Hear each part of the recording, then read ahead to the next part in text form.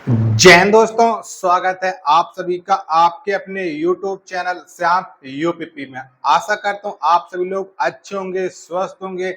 घर पर रह करके आप अपने एग्जाम यूपी पुलिस कांस्टेबल री एग्जाम की मन लगा करके तैयारी कर रहे होंगे। जब से आप लोगों ने अपनी एग्जाम डेट की कि आपका एग्जाम है वो किस दिन और कौन से जनपद में होने वाला है, तो उस दिन से बहुत सारे अभ्यर्थी ये सोच रहे हैं कि हमारे जो पेपर है इस डेट का पेपर कठिन आएगा और इस डेट का पेपर है सरल आएगा। तो किस डेट का पेपर कठिन आ सकता है और किस डेट का पेपर सरल आ सकता है और किस दिन सबसे ज्यादा नॉर्मलाइजेशन हो सकता है, आपको इस वीडियो के माध्यम से बताने वाला हूँ। अगर आपको ये जानकारी पसंद आए तो वीडियो को आप एक बार लाइक कर देना। चैनल को आप लोगों ने सब्सक्राइब नहीं कर रखा होगा तो चैनल को आप लोग जरूर सब्सक्राइब कर लेना और इस वीडियो को आप अपने सभी दोस्तों के पास ज्यादा से ज्यादा शेयर जरूर कर देना, जिससे उन्हें भी ये जानकारी मिल जाए कि आपका पेपर सरल आएगा कि कठिन आएगा। देखो, आप लोगों ने तैयारी अभी तक बहुत अच्छी तरीके से की, क्योंकि मैं पिछले वीडियो में आप लोगों से कह रहा था कि आप लोग लगे रहो, क्योंकि एग्जाम डेट आने के बाद आपसे तैयारी नहीं होती है, क्योंकि आप अंदर से घबराने लगते हो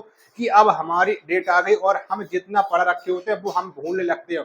क्योंकि ये दिन मैंने भी फेस किया, जब मेरा भी तैयारी करता था 41,520 में, जब मेरी भी एग्जाम डेट आई थी तब मुझे भी यही लगता था अब मेरा क्या हुआ, क्योंकि मैंने जितना पढ़ा था वो मॉक टेस्ट लगाने दौरान हमारा स्कोर कम होने लगता था। और यही आप लोगों के साथ में भी हो रहा हो, चाहे आप झूठ भी बोलो चाहे सही बोलो। आप में से कम 70% स्टूडेंट ऐसे होंगे जिनका एग्जाम डेट आने के बाद स्कोर पहले की अपेक्षा अब कम होने लगा हो, क्योंकि अंदर से एक बार घबराहट होने, क्योंकि एग्जाम डेट आने के बाद पढ़ाई नहीं होती, ये सत्य बात है। एग्जाम डेट होने के बाद आपको ये लगता है कि अब क्या करें, तो इस टाइम आपको करना क्या है, सबसे ज्यादा आपको करना है रिवीजन। मॉक टेस्ट लगाना कर दो बंद, रियलिटी बता रहा हूँ, सच्चाई।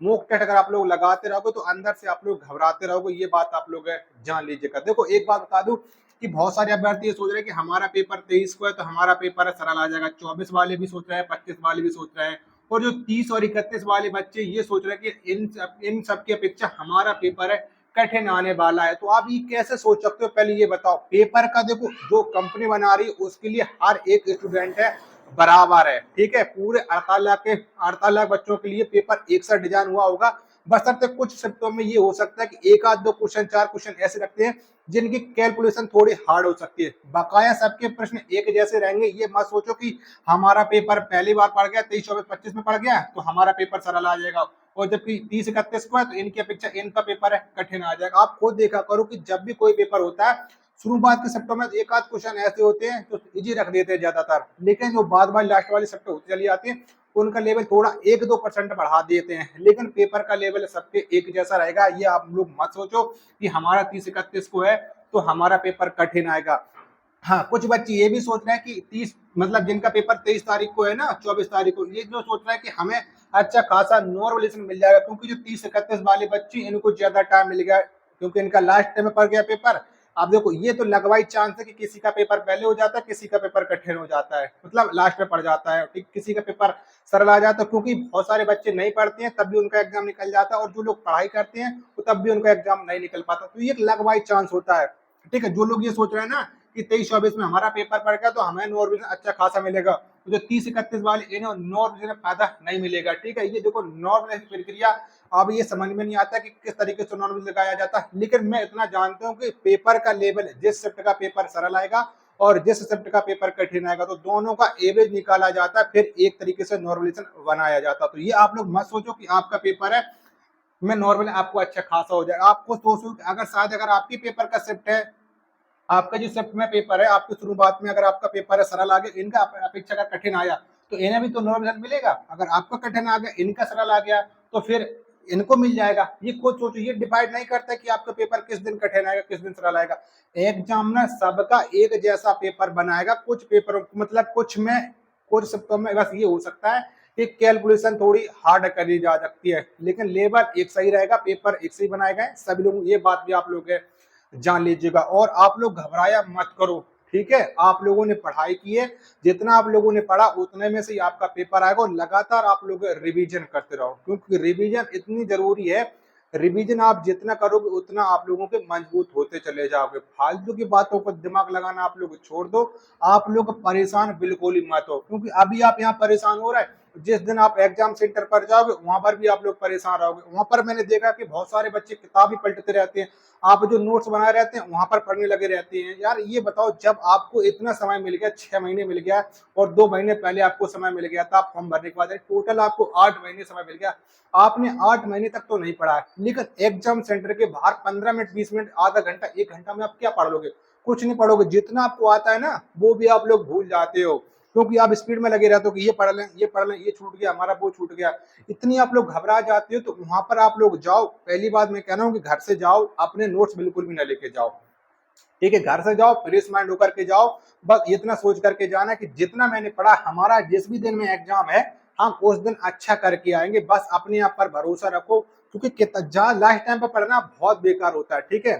क्योंकि हम पढ़ेंगे और उस अंदर जाकर के बैठेंगे, फिर हम ये लगेगा शायद हम ये पढ़ लेते, जब हम क्योंकि रूम में बैठेंगे, क्योंकि आपको पता है कि आधा 1 घंटा पहले आपकी एंट्री बंद हो जाएगी, मतलब एंट्री हो जाएगी, फिर आपकी 15-20 मिनट पहले आपकी एंट्री बंद हो जाएगी, ठीक है? तो सभी स्टूडेंट अंदर पहुंच जाएंगे, फिर वो अपने मन में ये सोचेंगे काश हमने वो टॉपिक छोड़ दिया, ये टॉपिक पढ़ लेते तो यहाँ से अगर प्रश्न बन गया, यहाँ से अगर प्रश्न पूछे गया तो हमने वो पढ़ नहीं पाया था, ये हमारा छूट जाएगा।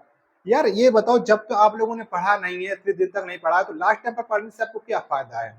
आपने अब तक पढ़ा, आपका जिस भी दिन पेपर हो, चाहे आपका पेपर 23 में हो, तो आप लोग 22 से पढ़ाई बंद कर देना। मेरे अकॉर्डिंग मैं यही करता था। मेरा पेपर था 18 जून को शाम की शिफ्ट में, ठीक है? मैंने 17 जून सुबह से बंद कर दिया था, ठीक है? ये मैं 2018 की बात कर रहा हूँ, मैंने शाम से ही बंद कर दिया था, ठीक है? मुझे लगता है मैंने जितना पढ़ा उतना अच्छा है, उतने से पेपर आएगा, उससे बाहर नहीं आएगा। मैं अपने आप मोटिवेट रहा हूँ, ठीक है? और अगर आपको लग रहा है कि आप डिमोटिवेट होते जा रहे हो, तो मोटिवेशन की बहुत सारी वीडियो आप वहां पर देख लीजिएगा। जितने अगर डिमोटिवेट होते जा रहा है, एक बार अपने घर की स्थिति को आप लोग देख लेना कि हमारे घर की स्थिति कैसी है। बस सबसे बड़ा मोटिवेशन वही होता है, हमारे घर की स्थिति कैसी है। आप घर की स्थिति अच्छी होगी तो आपके ऊपर डिपेंड है, आपकी घर की स्थिति बेकार होगी तो आप अंदर से मोटिवेट रहोगे कि हाँ, मुझे ये नौकरी हर हाल में लेनी है, ठीक है? और जितने भी 30-31 वाले हमारे भाई बहन है, चाहे वो हमारे 24-25 वाले भाई बहन है, सब लोग एक दूसरे के शिफ्ट का पेपर का एनालिसिस करते रहना कि इस शिफ्ट में पेपर किस तरीके से आ रहा है। क्योंकि देखो, आपने देखा होगा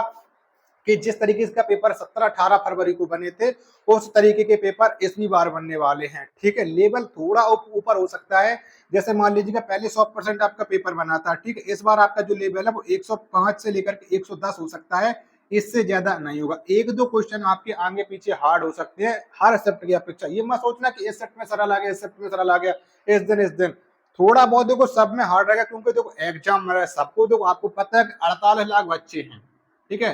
48 लाख बच्चे, सबका एग्जाम नहीं निकलेगा, आप लोग सब लोग जानते हो, सबकी नौकरी नहीं लगेगी, ये सबको पता है। क्योंकि नौकरी लगनी है सिर्फ और सिर्फ यूपीएस की जो भर्ती मिली है वो 60,244 की लोगों को मिली है, और जो इसके असली हकदार होंगे उन्हीं लोगों को मिलेगी, ये बात आप लोग जान लीजिए। चाहे वो 23, 24, 25, 30, 31 की किसी भी पाली के रहने वाले हो, किसी पाली में आप एग्जाम दो, कहीं के भी रहने वाले हो, चाहे आप स्टेट के हो चाहे अदर स्टेट के हो, कहीं के भी हो, जिसने अच्छा स्कोर करेगा उसे अच्छा मिलेगा, ये बात आप लोग जान लीजिएगा। और ये आप अपने दिमाग में ख्याल मत छोड़िए कि हमारे शिफ्ट का पेपर कठिन आएगा, हमारे शिफ्ट का पेपर सरल आएगा, क्योंकि हमारा पेपर इधर हो गया। क्योंकि मैं देख रहा हूँ ना, जो 30-31 वाले बच्चे ये सबसे ज्यादा डिमोटिवेट होते जा रहे हैं। इन्हें लग रहा है कि अब हम क्या करें, हमारा पेपर यहाँ फंस गया, अगर काश हमारा पेपर यहाँ फंस जाता तो हमें भी नॉर्मलाइजेशन अच्छा खासा मिल जाता। ये आप लोग दिमाग से लगाना छोड़ दो, क्योंकि लास्ट टाइम भी ये आपके जो दिमाग में फालतू निगेटिव थॉट आ रहे हैं ना, इन्हें आप लोग निकालो। आपका पेपर जो यहाँ पर 3 दिन में बनेगा, या 23 तारीख को बनेगा, 24 बनेगा, 25 बनेगा, 30 बनेगा, 31 बनेगा, इसी का लेवल आएगा सबका। और नॉर्मलाइजेशन में सबको एक जैसा किया जाएगा, किसी एक के पर्टिकुलर के नहीं हो कि आप लोग सोचो कि 23 के फर्स्ट शिफ्ट वालों को पेपर का पैटर्न मालूम नहीं रहता, कि बाकी के सबको पेपर का पैटर्न मालूम चल जाता है, ठीक है? पेपर अगर यहाँ अगर कठिन आएगा तो यहाँ पर अगर सरल आ जाएगा, यहाँ पर सरल आएगा तो यहाँ पर कठिन आ जाएगा। पेपर सबको बराबर किया जाता है, उसके बाद आपको नॉर्मलाइजेशन लगाया जाता है। तो ये बात आप लोग जान लीजिएगा। और जब भी मैं आपसे कह रहा हूँ कि आप पेपर देने जाना, अच्छे मन से जा करके जाना, और वहां पर एग्जाम सेंटर पर बिल्कुल टेंशन फ्री होकर के रहना, ठीक है? क्योंकि आप लोग देखोगे आपके हजारों भाई बहन आपको उपदेश देंगे कि आपने क्या पढ़ा, कहाँ से पढ़ा, इतनी तैयारी आपको नहीं करनी थी, इतनी तैयारी आपने कर ली है, तमाम आपको ज्ञान देने वाले मिलेंगे, ठीक है? तो उन लोगों की बातों से आप दूर रहना, जो आपने पढ़ा पेपर में वही आएगा, उससे अलावा कुछ नहीं होने वाला। आप अंदर से मोटिवेट रहो, ठीक है? आपने जितना पढ़ रखा है पेपर वहीं से फंसेगा, वहां से एक भी क्वेश्चन बाहर नहीं जाने वाला, ये बात आप लोग जान लीजिएगा, ठीक है? नेक्स्ट वीडियो में आपको बताने वाला हूँ कि पेपर में आपको सबसे पहले कौन कौन से सब्जेक्ट करने हैं और क्या छोड़ना है, क्या पहले करना है। ठीक है। तो आप लोग मोटिवेट रहो, अंदर से खुश रहो, पेपर में आप लोग अच्छा करके आओगे, मुझे आप लोगों की सबसे यही उम्मीद है। आशा करता हूँ कि आप लोग हमारी बात से सहमत होंगे और जो टेंशन आप लोगों के मन में चल रही थी, पाल रखे हो आप लोग है, वो आप लोग है इसके दूर जरूर कर लिए होगे। ठीक है, मिलते हैं अपने एक और नेक्स्ट वीडियो के साथ, तब तक के लिए धन्यवाद। जय हिंद, वंदे मातरम।